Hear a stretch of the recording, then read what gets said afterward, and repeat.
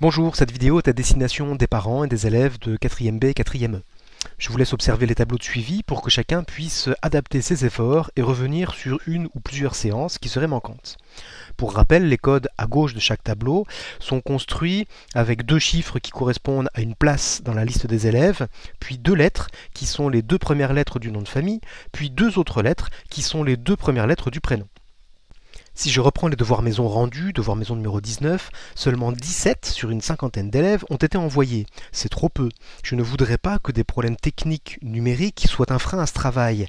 N'hésitez pas à m'envoyer une ou deux photos du devoir maison papier.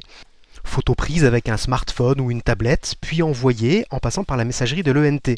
Il serait bon que le nombre de CDM rendus soit en augmentation les semaines à venir.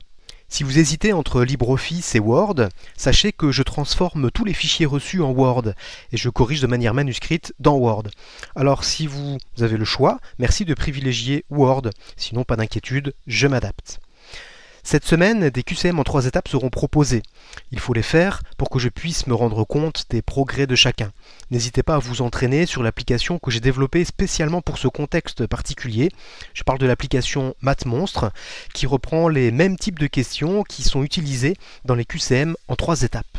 La semaine dernière, nous avons essayé avec 2 élèves la classe virtuelle audio du CNED.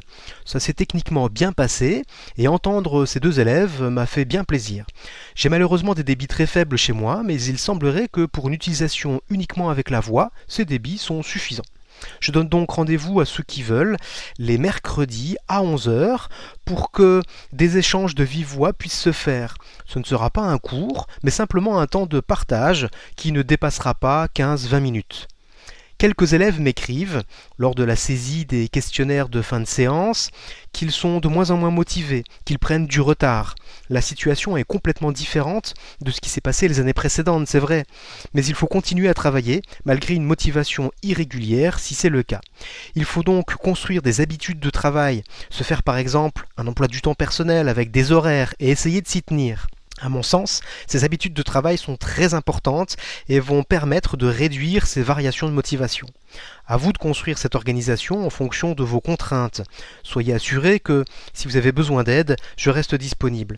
Prenez soin de vous et respectez bien les consignes données. À bientôt.